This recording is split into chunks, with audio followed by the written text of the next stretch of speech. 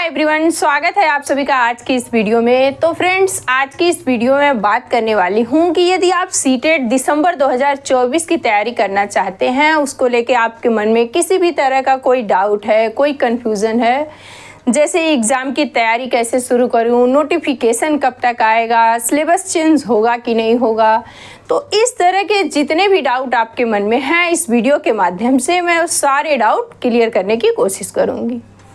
तो सबसे पहले जानते हैं कि नोटिफिकेशन कब तक आएगा। तो अगस्त के लास्ट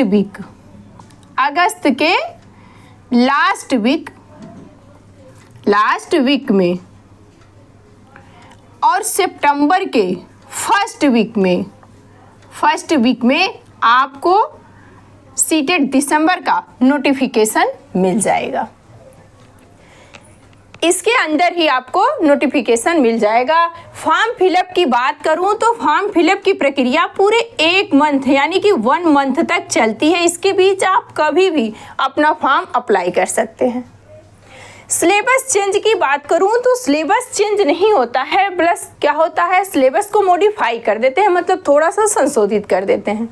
क्योंकि जो सिलेबस होता है टोटल एनसीईआरटी बेस पूछा जाता है और एनसीईआरटी चेंज की नहीं जाती है, तो सिलेबस वही रहेगा।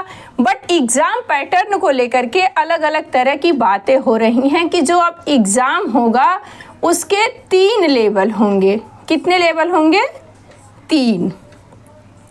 लेवल 1 जो होगा वो प्राइमरी लेवल का होगा, और जो लेवल 2 होगा वो जूनियर लेवल का, और जो लेवल 3 होगा वो 9th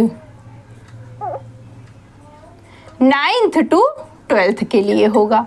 बट अभी फ़िलहाल जो एग्ज़ाम आपका होने वाला है,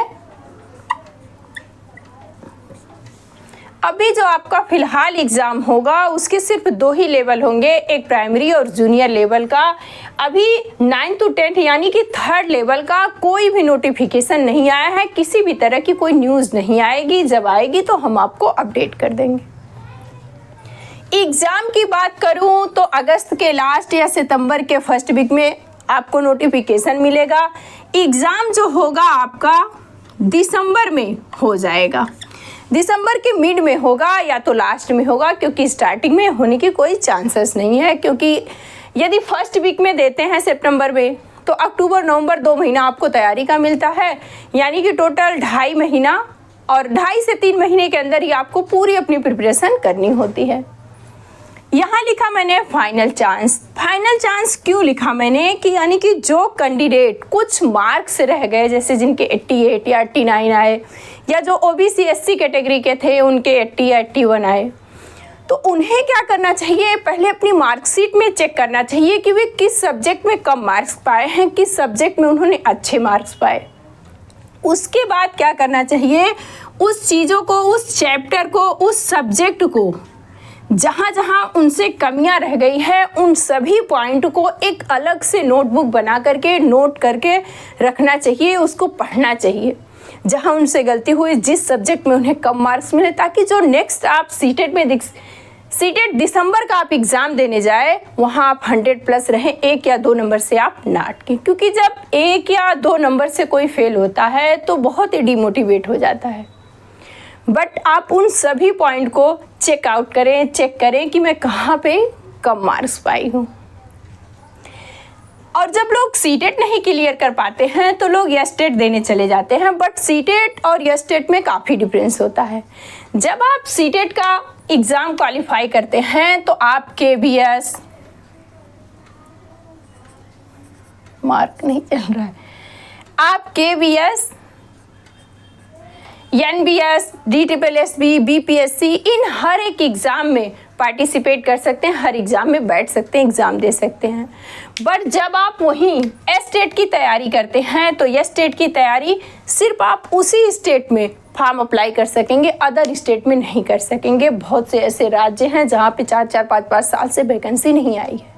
वहीं BPSC की बात करूँ, बिहार शिक्षक भर्ती की, तो वहाँ हर साल एग्ज़ाम हो रहा है। TRE 1, TRE 2, TRE 3 हुई, अब TRE 4 का भी नोटिफिकेशन आने वाला है, उसका भी एग्ज़ाम होने वाला है। तो यह स्टेट से बेटर सीटेट होता है। सीटेट आप निकालते हैं तो आप कहीं भी एग्ज़ाम देने के लिए बैठ सकते हैं। बट यह स्टेट के लिए आपको अपने ही राज्य का बार बार वेट करना पड़ता है। कभी वैकेंसी 4 साल में आएगी, कभी 2 साल में, कभी 3 साल में। तो यदि इस बार आप नहीं क्लियर कर पाएँ तो बिल्कुल ही आप डिमोटिवेट ना हो। नेक्स्ट सीटेट की आप तैयारी करें, उन सभी पॉइंट को ढूंढें जहां आप वीक हैं। तो बस ये सारी जानकारी आपको देनी थी। आई होप आपके सारे डाउट क्लियर हो गए होंगे।